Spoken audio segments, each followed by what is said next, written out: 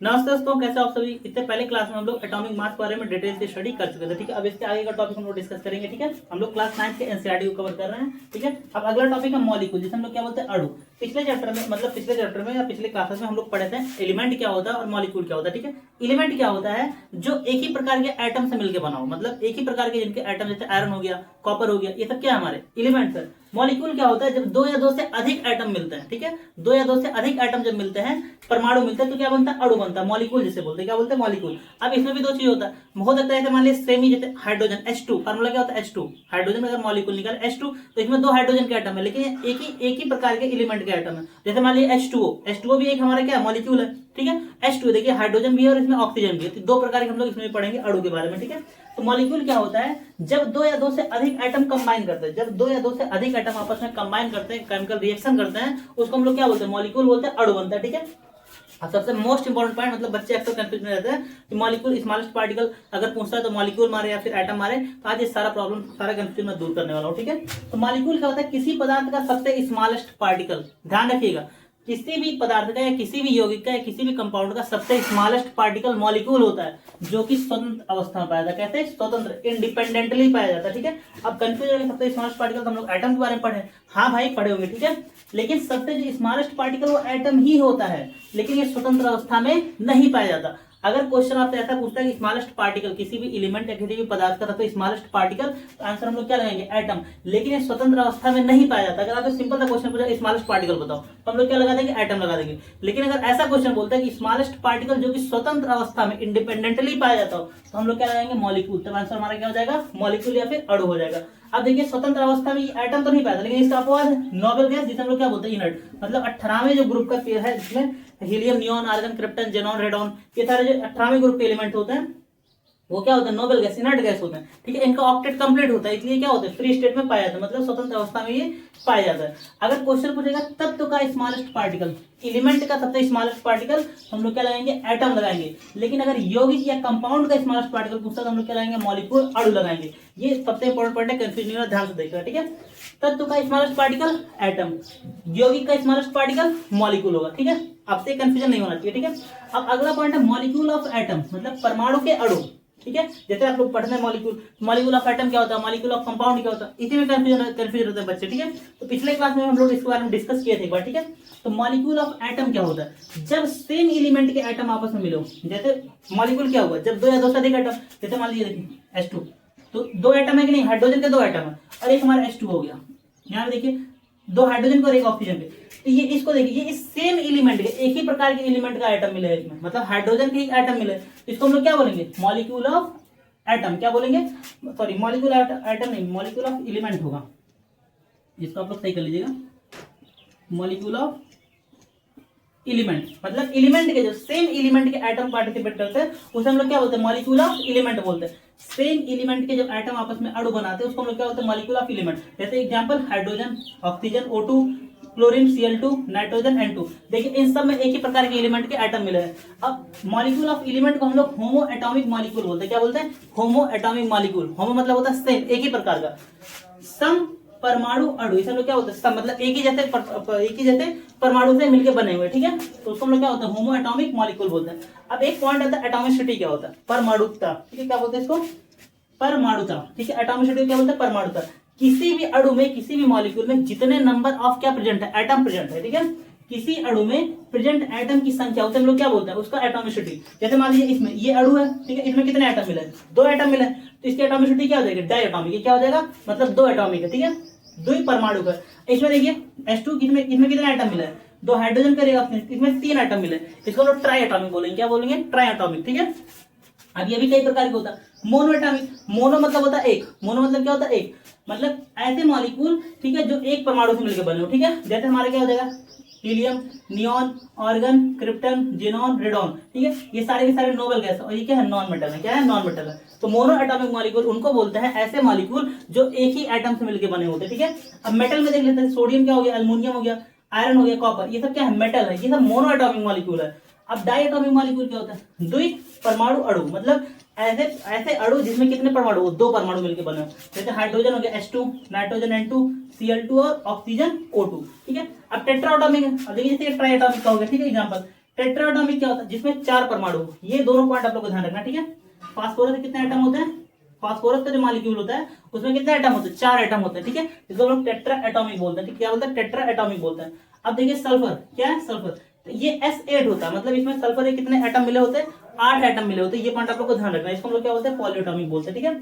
अब ये हो गया मॉलिक्यूल ऑफ एलिमेंट। अगला है मॉलिक्यूल ऑफ कंपाउंड, ठीक है, कंपाउंड का मॉलिक्यूल, ठीक है। जब अलग अलग तत्व के, जब अलग अलग एलिमेंट के एटम अणु बनाते हैं उसको हम लोग क्या बोलते हैं, कंपाउंड। जैसे मान लीजिए वाटर एक हमारा क्या कंपाउंड है। अब अगर इसका हम लोग एक मॉलिक्यूल निकालें, मतलब अगर इसका हम लोग एक कण निकाल लें तो क्या होगा, उसी को हम लोग H2O मॉलिक्यूल बोलेंगे, क्या बोलेंगे, मॉलिक्यूल। अब देखिए ये हाइड्रोजन और ऑक्सीजन दो अलग अलग प्रकार के एलिमेंट के एटम मिलकर बने हैं, इसलिए हम क्या बोलते हैं, मॉलिक्यूल ऑफ कंपाउंड बोलते हैं। जब अलग अलग तत्व के एटम अणु बनाते हैं तो ये मॉलिक्यूल ही तो है, उसको हम लोग क्या बोलते हैं, मॉलिक्यूल ऑफ कंपाउंड। और इसको हम लोग और किस नाम जानते हैं, हेट्रोएटॉमिक, हेट्रोएटॉमिक मॉलिक्यूल। विषम परमाणु, मतलब अलग अलग प्रकार के तत्व के परमाणु जाके मिले उसको हम लोग क्या बोलते हैं, हेट्रोएटॉमिक मॉलिक्यूल या विषम परमाणु। अब एग्जांपल क्या हो जाएगा, H2O कार्बन डाइऑक्साइड, N2O, ठीक है, डाइनाइट्रोजन ऑक्साइड। अब देखिए एग्जांपल हम समझते हैं H2O, ठीक है। H2O में कितने एलिमेंट कंबाइन है, मतलब कितने तत्व मिले हैं, एक हाइड्रोजन और एक ऑक्सीजन, एक हाइड्रोजन मिला और एक ऑक्सीजन मिला। अब यहाँ पे नंबर ऑफ एटम, मतलब कितने एटम है इसमें, ठीक है, 2 हाइड्रोजन के और एक ऑक्सीजन के, तो कितने एटम हो गए, 3 एटम, ठीक है, 3 एटम, 2 हाइड्रोजन का और एक ऑक्सीजन का हो गया। तो इसको हम लोग क्या बोलेंगे, ट्राई एटॉमिक, क्या बोलते हैं, ट्राई एटॉमिक, ठीक है। अब इसको चाहे तो आप लोग स्क्रीनशॉट भी ले सकते हैं, ठीक है। अब देखिए अगला पॉइंट है आयन क्या होता है। आयन क्या होता है, मतलब जो चार्ज पार्टिकल होता है, मतलब चार्ज जिन पे आवेश होता है, ऐसे कण, ऐसे परमाणु, ऐसे पदार्थ जिन पे क्या होता है, निगेटिव चार्ज या प्लस चार्ज, निगेटिव या फिर पॉजिटिव, मतलब जिन पे क्या आवेश हो। तो आवेश दो प्रकार का होता है, या तो पॉजिटिव या तो निगेटिव, मतलब या तो धन होगा या तो ऋण होगा, ठीक है। तो चार्ज एटम, आवेशित एटम परमाणु को या पार्टिकल को हम लोग क्या बोलते हैं, आयन बोलते हैं, क्या बोलते हैं, आयन बोलते हैं। अब आयन बनते कैसे हैं, तो आप लोग पढ़े होंगे, आयन बनते हैं तो इलेक्ट्रॉन ग्रहण किया जाएगा, मतलब गेन किया जाएगा, फिर इलेक्ट्रॉन त्यागा जाएगा, मतलब लूज किया जाएगा। जब कोई एटम इलेक्ट्रॉन को गेन करता है, मतलब लेता है, ठीक है, तो उस पर निगेटिव चार्ज आता है, क्या आता है, निगेटिव, माइनस चार्ज आता है। और जब कोई तत्व इलेक्ट्रॉन को अपना दे देता है, ठीक है, कोई एटम इलेक्ट्रॉन को दे देता है, तो उसमें पॉजिटिव चार्ज आता है, क्या आता है, पॉजिटिव चार्ज आता है। आप लोग इसको स्क्रीनशॉट लेना चाहते हैं तो ले सकते हैं स्क्रीनशॉट, ठीक है। अब हम लोग समझेंगे एटम मतलब आयन कैसे बनता है,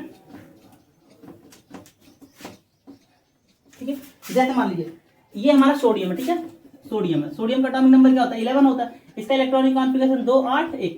कोई भी तत्व जो होता है अपने ऑक्टेट को कंप्लीट करना चाहता है, अष्टक नियम के हिसाब से अपना ऑक्टेट कंप्लीट हो जाएगा तो इनर्ट हो जाएगा। तो यहाँ बताइए ये इसके आउटवैलेंस इलेक्ट्रॉन, जिसे लोग संयोजी इलेक्ट्रॉन बोलते हैं, कितना एलिमेंट है, मतलब कितने इलेक्ट्रॉन है, एक इलेक्ट्रॉन है, मतलब एक क्या है, वैलेंस इलेक्ट्रॉन है, संयोजी इलेक्ट्रॉन है। अगर ये इसको त्याग दे, मतलब छोड़ दे, निकाल दे, तो इसका ऑक्टेट कंप्लीट नहीं हो जाएगा। तो इसका मतलब सोडियम एक इलेक्ट्रॉन अपना त्याग सकता है, क्या कर सकता है, माइनस दे सकता है। तो इस कंडीशन में जब भी इलेक्ट्रॉन ये देता है, इसमें क्या आता है, प्लस चार्ज, क्या आता है, क्या आता है, प्लस चार्ज। अगर एक इलेक्ट्रॉन देगा तो एक प्लस चार्ज, 2 इलेक्ट्रॉन देगा तो 2 पॉजिटिव चार्ज। जैसे मान लीजिए कैल्शियम हो गया, ठीक है, कैल्शियम क्या होता है 20 एटॉमिक, इसका कॉन्फ़िगरेशन 2 8 8 2। इसके वैलेंस इलेक्ट्रॉन में कितने इलेक्ट्रॉन, 2। इसका मतलब कैल्शियम 2 इलेक्ट्रॉन दे सकता है, ठीक है, 2 इलेक्ट्रॉन अपना त्याग सकता है। इसका मतलब कैल्शियम पे +2 चार्ज आएगा। जब भी इलेक्ट्रॉन त्यागेगा, देगा तो प्लस चार्ज आएगा, और इलेक्ट्रॉन जब ग्रहण करेगा उस पर क्या आएगा, निगेटिव चार्ज आएगा, क्या आएगा, निगेटिव चार्ज आएगा। एक पार्ट लिखा है, ठीक है, यहाँ पे। अब टाइप्स ऑफ आयन, आयन कितने प्रकार के होते हैं, 2 प्रकार के। एक वो हमारे पास हमारे क्लोरीन है, क्लोरीन क्या होता है 17 2 8 1, सॉरी 2 8 7, ठीक है। अब बताइए क्या ये 7 इलेक्ट्रॉन पॉसिबल दे दे, नहीं। इसका मतलब या तो 7 इलेक्ट्रॉन दे दे या तो 1 इलेक्ट्रॉन ले ले। तो 7 इलेक्ट्रॉन देना पॉसिबल है, 1 इलेक्ट्रॉन लेना पॉसिबल है, ठीक है। हम लोग इलेक्ट्रोनिगेटिविटी के बारे में पढ़ेंगे, इलेक्ट्रॉन एफिनिटी के बारे में पढ़ेंगे, ठीक है। तो वहाँ पे हम डिटेल से पढ़ेंगे कौन से तत्व इलेक्ट्रॉन को ग्रहण करते हैं। जितने भी मेटल्स होते हैं वो इलेक्ट्रॉन को त्यागते हैं, क्योंकि उनका इलेक्ट्रोनिगेटिविटी, इलेक्ट्रॉन एफिनिटी सब क्या होता है, कम होता है। आयनाइजेशन पोटेंशियल क्या होता है, कम होता है। हम लोग आगे के चैप्टर में पढ़ेंगे, ठीक है। तो ये क्लोरीन एक एटम में 1 इलेक्ट्रॉन किसी से ले ले तो इसका 8 कंप्लीट हो जाएगा। तो क्लोरीन में क्या होगा, 1 इलेक्ट्रॉन आता है, ठीक है। तो इस कंडीशन में इलेक्ट्रॉन पे क्या आता है, 1 माइनस चार्ज आता है, क्या आता है, 1 माइनस चार्ज। तो आयन हमारे कितने प्रकार के, 2 प्रकार। एक होता है कटायन जिसे हम लोग धन आयन बोलते हैं, एक होता है हमारा एनायन जिसे हम लोग ऋण आयन बोलते हैं, क्या बोलते हैं, माइनस ऋण आयन बोलते हैं। तो कटायन क्या होता है, धन आयन, पॉजिटिवली चार्ज आयन, मतलब जिनपे पॉजिटिव चार्ज हो, प्लस चार्ज हो, उसको हम लोग क्या बोलते हैं, कटायन बोलते हैं। जैसे सोडियम पे एक क्या हो गया, रिलीज 1 इलेक्ट्रॉन छोड़ दिया, निकाल दिया, तो 1 प्लस चार्ज है। कैल्शियम 2 इलेक्ट्रॉन निकाल सकता है, उस पर 2 प्लस चार्ज आएगा। अगला एनायन, एनायन क्या होता है, जिससे एनायन, ठीक है, एनायन यार कुछ गलत लग रहा है, ये ANION, हाँ अब ठीक लग रहा है, ठीक है।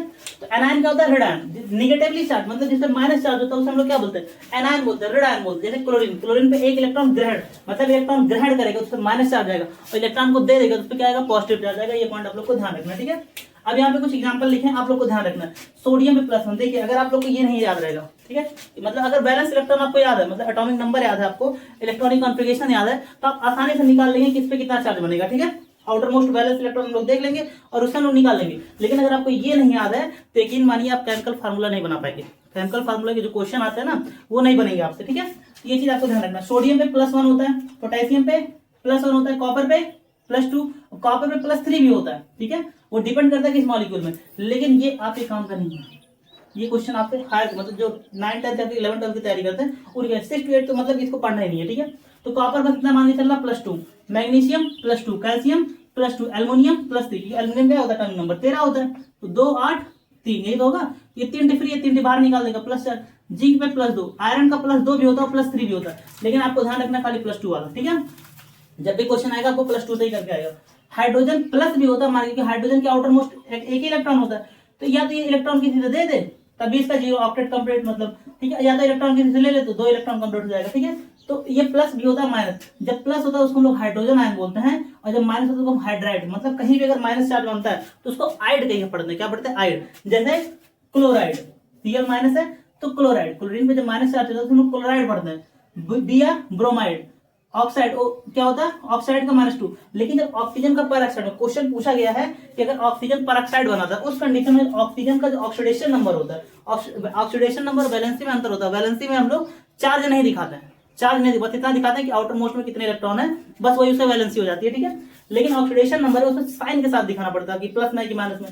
तो जो ऑक्सीजन का ऑक्सीडेशन नंबर होता है -2 होता है। लेकिन अगर पर ऑक्साइड में पूछा जाए किसमें, जब ये पर ऑक्साइड बनाता है तो उस कंडीशन में इसका -1 होता है, क्या होता है, -1 होता है।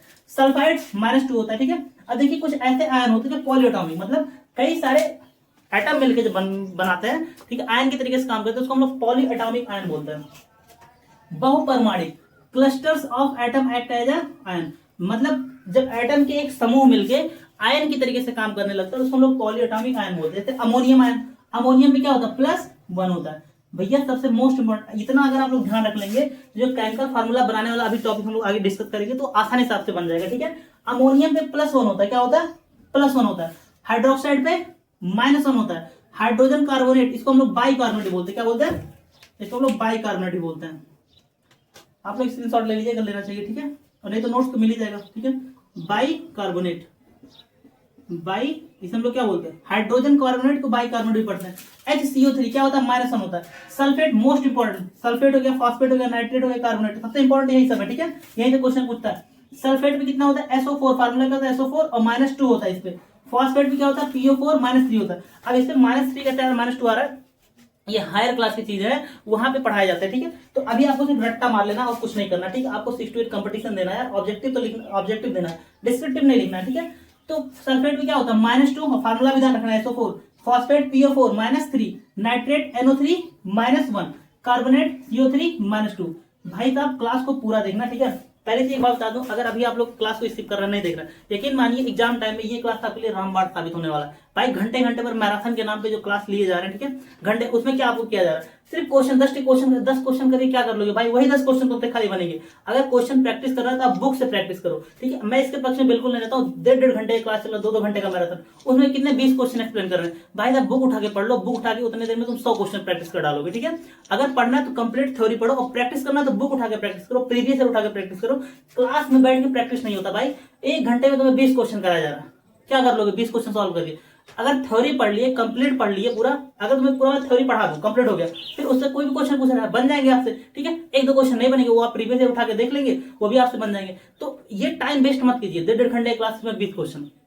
हाँ अगर आपके पास बुक नहीं पढ़ने का मन करता तो आप पढ़िए, बिल्कुल क्लास लीजिए, लेकिन आप एक बार थ्योरी कंप्लीट कर लीजिए। और प्रैक्टिस करना है तो बुक उठा के, मतलब क्वेश्चन प्रीवियस ईयर, ठीक है, तमाम बुक, खान सर के बुक है जो साइंस के बुक है, ठीक है, एसके झा सर के बुक है, बहुत सारे बुक हैं जो प्रैक्टिस कराते हैं चैप्टर वाइज, आप वहां से कवर कर सकते हैं, ठीक है। लेकिन आप ये समझ लीजिए, ये क्लास आपके लिए रामबाण, मतलब एग्जाम टाइम में कम टाइम आपको रिविजन करने के लिए ये क्लास आपको याद आएगा। इसी क्लास के लिए लोग भाई हजारों रुपया ले रहे हैं, तुम्हारा भाई वो चीज फ्री में दे रहा है, ठीक है।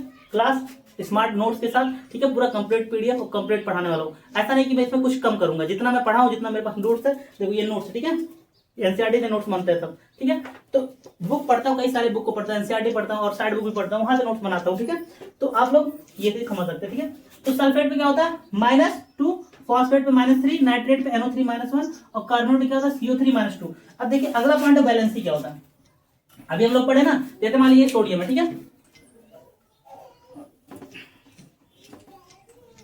ठीक है। बैलेंसी क्या होता है, किसी भी तत्व में मतलब किसी भी कंपाउंड बनाने की जो मतलब संयोग करने की जो कैपेसिटी होती है, क्षमता होती है, संयोग करने की क्षमता मतलब कंबाइनिंग कैपेसिटी। सिंपल सा क्वेश्चन पूछेगा, किसी भी एटम किसी भी तत्व का जो संयोग करने की कैपेसिटी होती है, मतलब किसी दूसरे एलिमेंट के साथ रिएक्शन करने की कैपेसिटी होती है, उसी को हम लोग क्या बोलते हैं, बैलेंसी बोलते हैं। क्या बोलते हैं, बैलेंसी। अब बैलेंसी लोग निकालते कैसे हैं, उसके लिए आपको बैलेंस इलेक्ट्रॉन समझना पड़ेगा। बैलेंस इलेक्ट्रॉन क्या होता है, मान लीजिए सोडियम का बैलेंस इलेक्ट्रॉन जो आउटर मोस्ट सेल में होता है उसको हम लोग बैलेंस इलेक्ट्रॉन बोलते हैं, या फिर उसको हम लोग संयोगी इलेक्ट्रॉन बोलते हैं। क्या बोलते हैं, संयोगी इलेक्ट्रॉन, ठीक है। तो संयोजी इलेक्ट्रॉन अगर एक है तो इसका मतलब ये किसी ऐसे तत्व से जाके कंपेयर करे, मतलब रिएक्ट करेगा जिसे एक इलेक्ट्रॉन की जरूरत होगी, इसका मतलब इसका वैलेंसी कितना हो जाएगा, 1 हो जाएगा। क्या हो जाएगा, वैलेंसी 1, ठीक है। अगर आउटर मोस्ट वैलेंस सेल में कितने इलेक्ट्रॉन है, 1, तो वैलेंसी 1। अगर वैलेंस सेल में कितने इलेक्ट्रॉन है, 2, तो इसकी वैलेंसी क्या हो जाएगी, 2 हो जाएगी। क्या हो जाएगी, 2 हो जाएगी। अगर किसी भी एटम के या किसी भी एलिमेंट के वैलेंस इलेक्ट्रॉन में 3 है तो उनकी वैलेंसी क्या हो जाएगी, 3 हो जाएगी। क्या हो जाएगी, 3। अगर वैलेंस इलेक्ट्रॉन 4 है तो उनकी वैलेंसी भी क्या हो जाएगी, 4 हो जाएगी। लेकिन अगर किसी भी तत्व में 5 मतलब वैलेंस इलेक्ट्रॉन कितने, 5, तो 5 इलेक्ट्रॉन तो नहीं दे सकता ना, इसका मतलब वो दूसरे किसी से लेगा, 5 इलेक्ट्रॉन देना पॉसिबल नहीं है। तो कितने इलेक्ट्रॉन वो ले सकता है, 3। तो जब भी 4 से अधिक अगर वैलेंस इलेक्ट्रॉन आ गया तो उस कंडीशन में वैलेंसी 8 में से घटा के लिखते हैं। तो कितना हो जाएगा, 3 हो जाएगा। अगर मान लीजिए 6 इलेक्ट्रॉन है वैलेंस इलेक्ट्रॉन, तो उसकी वैलेंसी कितनी हो जाएगी, 6 - 8 - 6 कितना हो जाएगा, 2 हो जाएगा। और मान लीजिए 7 है तो वैलेंसी 8 - 7 क्या हो जाएगा, 1 हो जाएगा। अगर 8 वैलेंस इलेक्ट्रॉन तो इसकी वैलेंसी कितना हो जाएगी, 8 - 8 0। इसका मतलब उसके अंदर संयोग करने की क्षमता नहीं है। तो भैया जो नोबेल गैस होते हैं उनका ऑक्टेट कंप्लीट होता है, उनके वैलेंस इलेक्ट्रॉन कितना होता है, 8 होते हैं, उनकी वैलेंसी 0 होती है। इसी वजह से वो किसी से रिएक्ट नहीं करते, इसी वजह से उनको इनर्ट गैस बोलते हैं। क्या बोलते हैं, इनर्ट गैस बोलते हैं। तो वैलेंसी समझना क्या, वैलेंसी क्या होता है, संयोग करने की क्षमता, कंबाइनिंग कैपेसिटी, ठीक है। जैसे यहाँ पे ये सारी चीज लिखा हुआ है। तो वैलेंस इलेक्ट्रॉन से हम लोग क्या निकालते हैं, वैलेंसी। मतलब अगर वैलेंस इलेक्ट्रॉन पता चल गया तो वैलेंसी भी हम लोग पता कर लेंगे, ठीक है।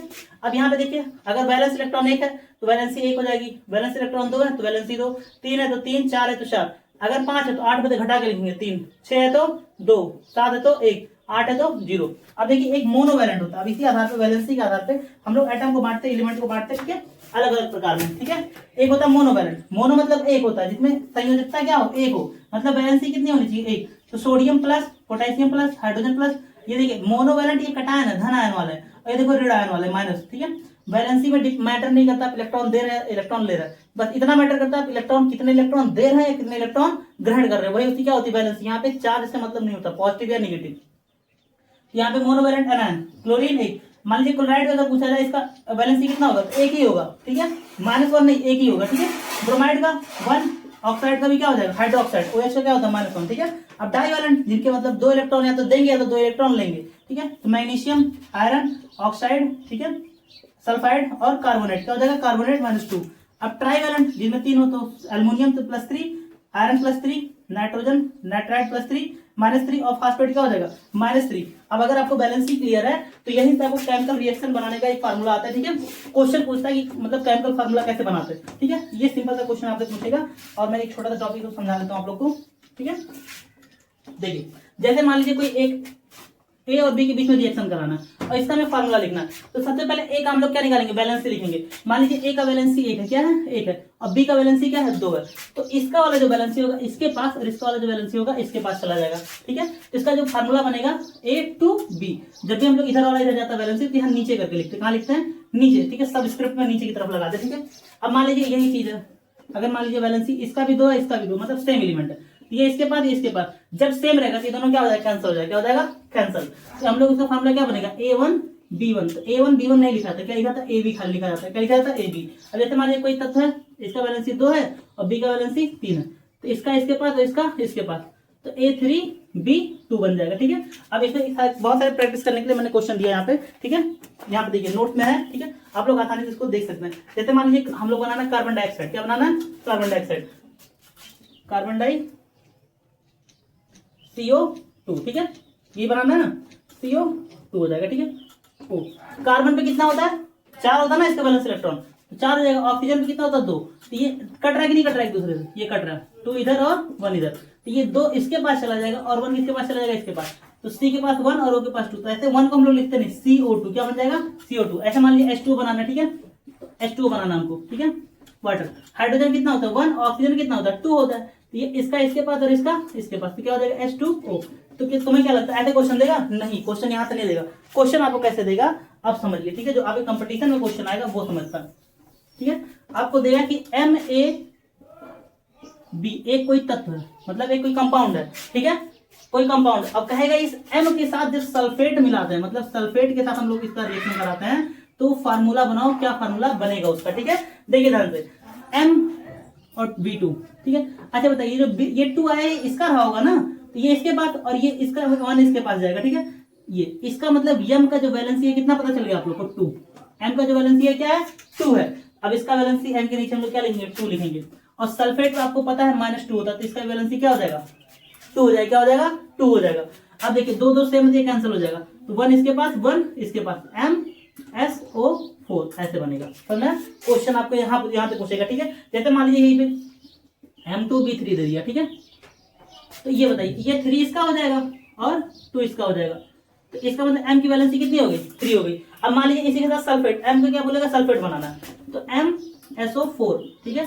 M का वैलेंसी कितना है, 3 है, और सल्फेट का 2 है, तो 2 इसके पास और 3 कहाँ जाएगा, इसके पास जाएगा, तो M2SO4 3 ऐसे लिखेंगे नहीं। जब भी अगर यहाँ पे सबस्क्रिप्ट में हम लोग कोई नंबर लिखते हैं और ये कंपाउंड टाइप का होता है, ठीक है, अगर सिंगल एलिमेंट होता, एटम होता, तो हम लोग लिख देते, हम लोग यहाँ ब्रैकेट लगा के लिखते हैं सल्फेट में कितना, 3, M2SO4 का होल थ्राइस, समझ आएगा, समझना। इस प्रकार से आपसे क्वेश्चन पूछे, क्वेश्चन आपसे यहाँ तक पूछेगा, ठीक है। तो इसी के साथ आपको क्लास कंप्लीट होता है, ठीक है। इसके आगे क्लास में एक टॉपिक बचा है, मॉलिक्यूलर मास, आइसोटोप, आइसोबार, ठीक है। और आइसोटोप्स के जो यूज होते हैं, जैसे कार्बन 14 का यूज क्या होता है, यूरेनियम 235 का यूज क्या होता है, एनसीईआरटी में उतना डिटेल्स तो नहीं दिया, लेकिन जो आइसोटोप की यूज है उसको मैं बता दूंगा, ठीक है। एक छोटा सा क्लास और आने वाला है, और एक क्लास आपको कैसा लगा कमेंट बॉक्स में बताइएगा। मिलते हैं अगले वीडियो, तो बाय बाय, टेक केयर, जय हिंद, थैंक यू।